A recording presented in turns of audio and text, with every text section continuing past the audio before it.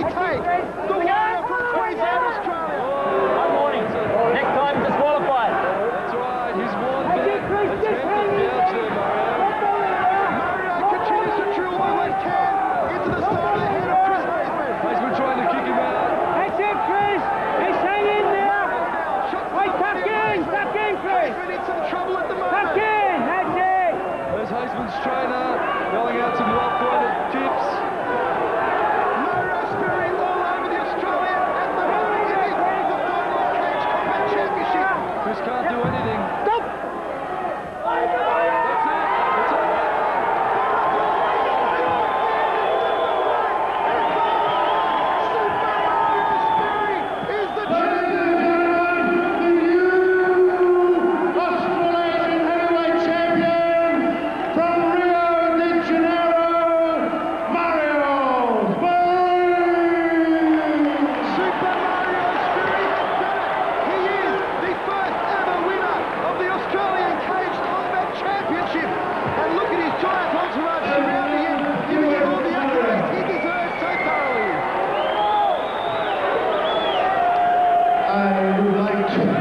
I'm sorry my English is not very good, but I would like the whole people from Australia.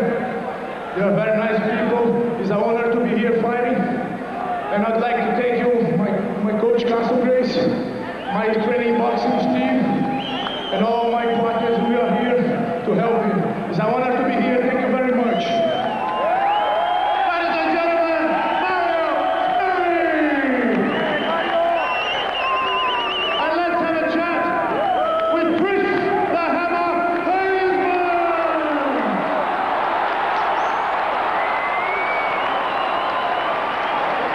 Ladies and gentlemen, just want to say a few words, if you don't mind, please. Chris, what do you think, mate? Well, congratulations to Mario. He's a hard man. I watched him fight in the States on the same card as I.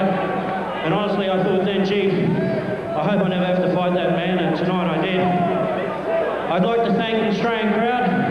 Great support, thanks for being here. We've got a lot of good Australian talent in Australia, so it's good to see we have a good crowd. Overseas, we don't generally get any support. It's the first time we've got an Australian crowd behind us. Thanks very much. Ladies and gentlemen, Chris Haseman! And well done to Chris Haseman, and thank you very much, our ring announcer Dominic Bianco, Mark the Hammer Castanini. Let's take a look at the finals action as it went down. Well, there you see Chris Haseman trying for that side kick takedown, which really didn't come off for him. Mario just got out of the way of it. He's too experienced to fall for something like that, and then quickly went for the shoot and tied Chris up. And as you'll see, he'll work him down to the ground. There you go, he's hooked the leg, and he'll take him down. And now that's the comfort zone for Mario. He'll go to work on him now. And Chris is holding on for grim life there. He's got his head hooked. There's that kick again, or that takedown. Didn't come off for him, unfortunately. And I really don't know if I would have tried something like that against such an experienced opponent as Mario Sperry. That's probably something he could have done with Elvis, but he thought he'd give it a go, and it didn't work for him. Mark the Hammer, do you think that the power, that the technique of Mario Sperry just took Chris Haseman by surprise? I'd say it would be a mixture of power, technique. What can I say, Michael? A fighter such as Mario is going to always be hard to beat. He's always going to be very hard to beat. And I think Chris will only learn from this experience and come back a better man for it.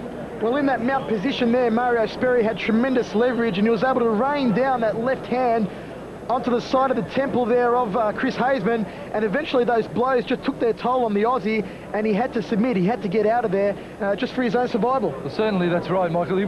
Mario wasn't getting a clean shot there. He's actually tried to go for the thumb there, which is a highly illegal technique, but he's gone back to work with his handiwork. He couldn't get a good clean shot to the side of Chris's face or to the jawline to go for that KO, but he still thought he'd just chip away, maybe create another opening, and in fact he just wore him down in the long run anyway. And in that position that Chris Haseman is in, he's really tied up. There's nothing he can do. It's hard to get an escape out of there when you've got a guy in the mount position hovering over the top of you, leaning all his body weight down and tying up your limbs. Well, that's exactly right. An escape is always going to be hard from there. Chris is holding on for dear life. He's He's got Mario in close to survive any rangy attacks, but then what he's done is he's brought in those close-in attacks, which is the tight in punching, the headbutts, all that will come into it then. So it's sort of the lesser of two evils there that Chris has to contend with, and he made the decision to go with that tight headlock and keep Mario in tight. But unfortunately, he didn't account for Mario's arms just going to work in the body, as we're seeing now. Then he'll try and negate that one. Mario will just go back upstairs. There you go, straight back up to the head. So basically, whatever Chris was doing, Mario had an answer for, and ultimately, that's the way a champion fights. He's always got something he can use to overcome an opponent. Well, Mario Sperry, he's really the thinking man's fighter. Down there on the floor, it's a game of chess, it's a game of strategy.